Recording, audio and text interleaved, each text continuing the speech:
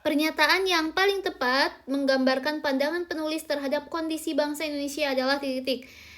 Pandangan penulis, berarti kita harus bisa mengetahui kira-kira arah si penulis ini tuh kemana. Apakah dia itu mau memberikan sebuah kritik, solusi, saran, ataupun hanya memberikan informasi belaka gitu. Kita harus baca terlebih dahulu teksnya ya.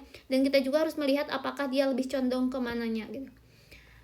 Perhatikan teks berikut. Menurut saya, nah di sini kan menurut saya ini sudah jelas ya, berarti itu opini si penulis.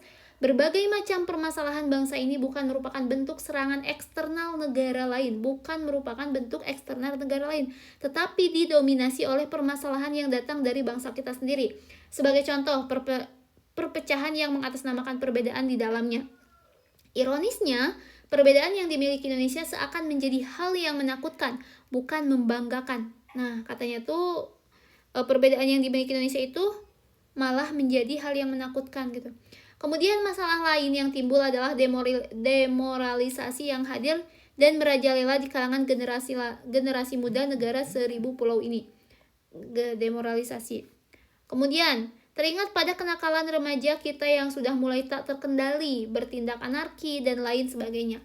Apakah para generasi penerus bangsa hanya bisa membuka mulut menganga dan berkoar-koar saja atas kesalahan pemerintah, kesalahan Polri, dan lain sebagainya? Sadarlah wahai para pemuda dan ingatlah bahwa masa depan bangsa ini ada di tanganmu. Kalau kita perhatikan ya, dari teks ini tuh, dari kedua paragraf ini, si penulis ini menyoroti dua masalah utama. Yang pertama, perpecahan akibat perbedaan ya. Perpecahan akibat sebuah perbedaan. Yang ini yang mengatasnamakan perbedaan dalamnya. Gitu. Jadi yang menyebutkan bahwa perbedaan yang dimiliki Indonesia itu seakan menjadi hal yang menakutkan, bukan membanggakan. Kemudian demoralisasi generasi muda ya, ada di kalimat yang ini nih.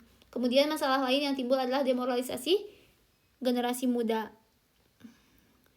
Kemudian penulis juga menekankan bahwa masalah ini itu berasal dari dalam negeri sendiri, bukan dari eksternal ya, bukan dari negara yang lain gitu.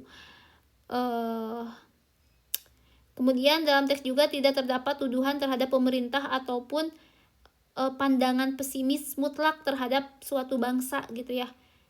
Jadi ini fokus umum bahwa ini tuh letak kesalahannya tuh ada pada negara Indonesia sendiri gitu, tanpa menyalahkan salah satu pihak. Kita lihat ya untuk pilihannya. Yang penulis beranggapan bahwa perpecahan bangsa disebabkan oleh campur tangan negara lain. Ini salah ya, karena dalam teks kan kalimat pertama menyebutkan dari pihak internal gitu, bukan dari pihak eksternal. Kemudian yang B, penulis menilai bangsa Indonesia gagal mengelola perbedaan dan moral generasi mudanya.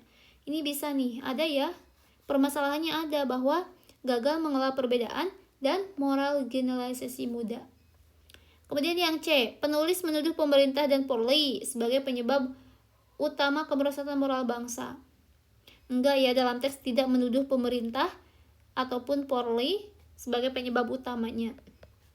Yang D, penulis berpendapat bahwa bangsa Indonesia sudah tidak bisa diselamatkan. Tidak juga ya.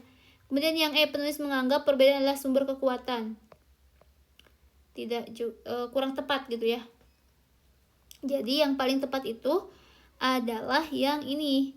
Yang B, penulis menilai bangsa Indonesia ini gagal mengelola perbedaan dan moral generasi mudanya sesuai dengan permasalahannya gitu.